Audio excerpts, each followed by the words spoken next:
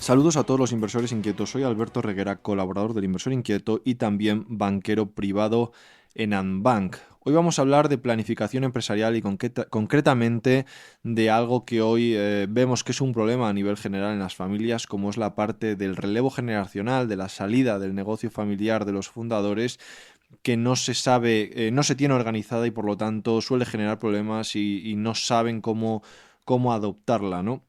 Cuando hablamos de planificación patrimonial dentro de banca privada solemos hablar de cuatro pilares fundamentales. La planificación financiera, que es pues, gestionar el patrimonio financiero para que no pierda valor con el tiempo y para que no haya quiebras y tengamos siempre esa liquidez disponible. Planificación fiscal, que lo que buscamos es organizar el patrimonio de la manera más eficiente a nivel fiscal posible, y la planificación sucesoria, que, como su nombre indica, pues intentamos dejarlo de la manera más ordenada posible a la siguiente generación, vía testamento y vía también pues buscarlos, por ejemplo, no cargar el patrimonio de inmuebles que genera cargas fiscales y problemas, ¿no? Pues buscamos también dejarlo de la manera más eficiente posible a la siguiente generación. Y por último, el último pilar es la planificación empresarial.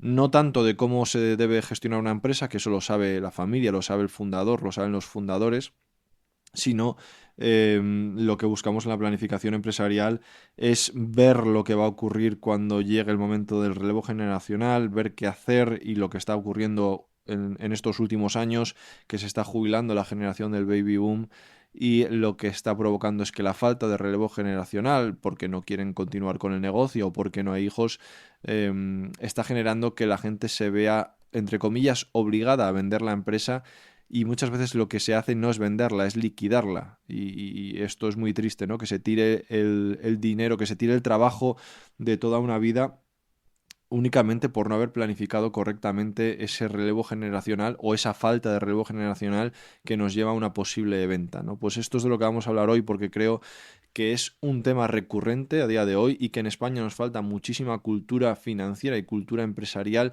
de esta parte en concreto, ¿no? Que es la parte de la venta de negocio familiar, y hay que saber que es una posibilidad real y que se tiene que preparar muchos años antes de que llegue el momento de esta venta, ¿no? De hecho, nos encontramos auténticas catástrofes, que es de lo que vamos a hablar ahora. Pero primero, unos datos. Según el Instituto de Empresa Familiar y el INE, pues tenemos unos datos que son llamativos. El 85% del tejido empresarial español son empresas familiares, que además generan el 70% del empleo privado. Sin embargo, una de cada tres empresas, solo una de cada tres empresas, supera la segunda generación, y solo el 13% llega a la tercera, con lo cual ya vemos que el problema del que estamos hablando es real. Además, hay más de 1 millón de pymes que no tienen un relevo generacional identificado, y de aquí a 2030 la jubilación masiva, como decíamos, de los baby boom va a provocar un proceso de sucesión obligada y por lo tanto de venta obligada sin precedentes. Hay que decir que solo uno de cada tres empresas familiares lo ha planificado a tiempo, y en este caso pues llegar tarde es prácticamente no llegar, porque es aquí cuando aparecen los problemas y cuando se cometen los errores, ¿no?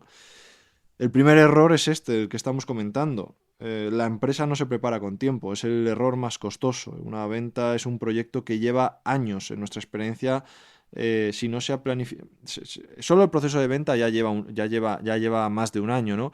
Pero aparte, si no se ha planificado como es debido, y con el tiempo debido, siempre hay errores, ¿no? Se puede vender una empresa en menos tiempo, pero asumiendo errores y asumiendo costes que los va a asumir siempre el vendedor, es decir, la familia, ¿no?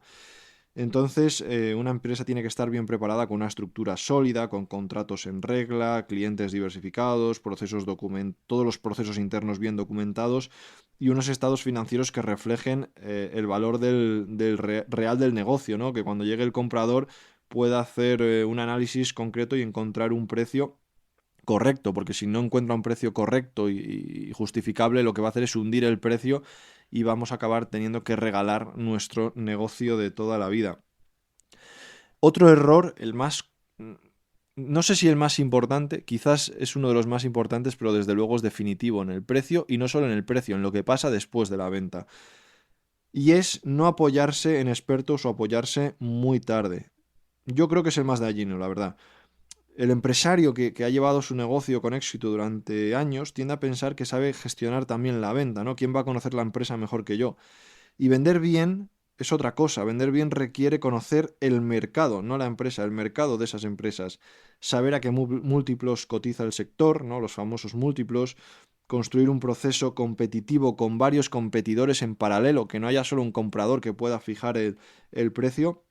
Y negociar con interlocutores que están acostumbrados a cerrar decenas de operaciones. Con todos los respetos, ¿dónde va un empresario de una pequeña ciudad que pueda tener un negocio maravilloso y de una empresa maravillosa a competir con grandes fondos de inversión o con un cliente o con un cliente de su sector, un proveedor de su sector que decida comprarle y que facture centenares de veces más que él con equipos totalmente profesionalizados? Es imposible competir en igualdad de condiciones. Necesitamos unos expertos y a los expertos se les paga. Y muchas veces el error que comete el empresario de esas pequeñas empresas familiares es no querer pagar o no querer acudir a un experto, y por ello acaba pagándolo en el precio y con creces, ¿no? Yo he visto casos de empresas que se venden, iba a decir a la mitad, ni siquiera a la mitad, a una cuarta y a una quinta parte del precio que se podría conseguir si se hubiera negociado por parte de un experto. Y no solo esto, porque el problema no es solo la venta, sino que luego aparecen condiciones en el propio contrato que empeoran el momento del pago, ¿no? Pagos más divididos en el tiempo y con unas garantías que todavía lo pueden reducir más o que pueden obligar a estar más tiempo al empresario dentro de la empresa. En fin, no acudir con expertos es quizás el error más dañino. Y evidentemente, para acudir con expertos hay que hacerlo con tiempo, como decíamos antes. ¿Qué errores vemos? ¿Qué errores son también muy comunes? Pues, por ejemplo, el patrimonio personal y empresarial suelen estar mezclados, ¿no? Casa familiar dentro de la sociedad, gastos personales en la empresa, la liquidez que se usa como si fuera propia, y luego a veces al revés, ¿no? Tenemos a título propio el inmueble de la empresa. En fin, cuando llega el momento de vender es muy difícil valorar correctamente el negocio y a veces tiene costes fiscales hacer los ajustes a última hora que son muy importantes y que incluso pueden echar para atrás al propio comprador, ¿no? Tener que hacer todos estos ajustes. Otro error muy común es que la empresa depende mucho del dueño. El dueño es el fundador, es el creador y no ha sabido delegar. Y él conoce a todos los clientes, toma todas las decisiones, cierra todos los contratos y al final esto el comprador lo descuenta del precio, de una u otra manera, porque al final si lo que hace el comprador es obligarte a estar 6 años, 5 años en la empresa hasta que consigues delegar toda esa gestión, también está en el precio, ¿no? Y si no te hace eso, lo que va a hacer es atacarte vía precio, ¿no? Te va a pedir reducir mucho el precio porque va a decir que tiene mucha incertidumbre el negocio, ya que no sabe qué pasará cuando salga el fundador. Por lo tanto, esto es otro error muy importante. Luego está la parte de los conflictos familiares y la falta de protocolo familiar. Sin reglas claras sobre quién manda, quién cobra qué o qué ocurre si alguien quiere salir, las tensiones siempre son latentes y salen en el peor momento, por ejemplo, en el momento de la venta. Los conflictos sobre quién se queda con la empresa o cuánto vale la participación de cada uno, lo que hacen es paralizar los procesos y destruir pues el negocio y lo más importante, acaban destruyendo la relación familiar. No cuesta nada hacer un protocolo familiar a tiempo que deje definidas todas estas cosas que al final lo que nos va a ahorrar es disgustos en el futuro, ¿no? Porque al final es un contrato y nos tenemos que ceñir a él. Luego está la parte de las emociones, que distorsionan el precio para bien y para mal. A veces se sobrevalora, ¿no? Se mezcla el valor sentimental con el económico y se rechazan ofertas muy razonables esperando una que no va a llegar nunca porque no lo vale, ¿no? Y por otro lado, la infravaloración. Y este es que es muy común. No tienes los números ordenados y no conoces los múltiplos del sector y al final aceptas el primer precio porque tienes ya prisa, porque has llegado a la edad de jubilación, porque te han hecho una oferta y te has puesto nervioso y tampoco es eso, ¿no? Y como decía antes, hemos visto casos de empresas que se tira el precio pues por no prepararse a tiempo en algunos casos, por no ir con expertos en otros. Al final lo que hay que tener es información y un asesoramiento profesional.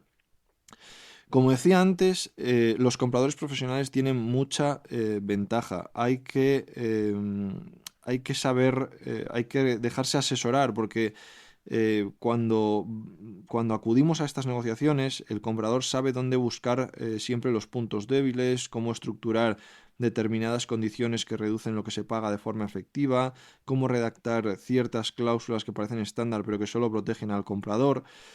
Se necesita, como decía antes, acudir a expertos, y no solo a expertos, sino tiene que haber también, no solo a expertos en la parte de corporate, ¿no? En la parte de compraventa de empresas. Tenemos que contar también con un correcto equipo de abogados que sepa leer bien los contratos y nos pueda ayudar. Y muchas veces no tiene por qué ser el mismo que nos lleva a la parte de la compraventa de la empresa. Y sinceramente, y con todos los respetos, ni sirve nuestra asesoría de toda la vida de confianza como empresa de compraventa de empresas o como asesor de compraventa de empresas, ni nos sirve como equipo de abogados especializado. Aquí hay que ir a casas realmente especialistas y que nos pongan en el mismo lugar que el comprador, ¿no? Que quiten esa ventaja de la experiencia que tiene el comprador. Por otro lado, la prisa, que va relacionada a no prepararse a tiempo.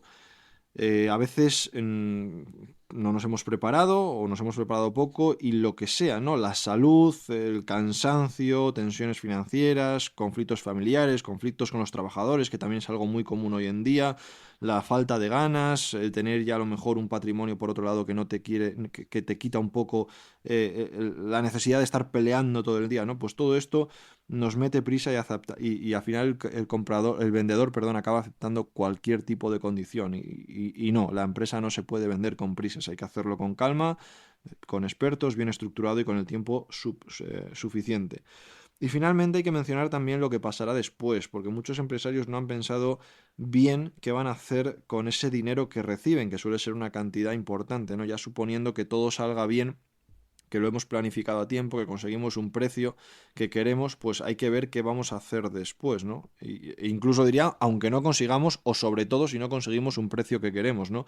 Siempre hay que planificar el después, porque el proceso de venta, depende cómo lo hagamos y depende cómo lo planifiquemos, nos puede quedar más dinero o menos si hemos pensado correctamente qué vamos a hacer después. Porque si hemos pensado correctamente qué vamos a hacer después, podemos a lo mejor estructurar la venta en distintas fases, buscar la optimización fiscal de ese proceso. Si lo hemos hecho con los años suficientes, podemos tener incluso una estructura societaria que nos mejore este proceso de venta, ¿no? Pues hay que pensar lo que vamos a hacer después y quién nos va a llevar el día después de la venta que vamos a hacer con el dinero, y elegir los canales y las herramientas correctas para ese día después, que al final lo que nos va a generar es que ese patrimonio sea mayor y esté más protegido, que a veces es casi lo más importante, ¿no?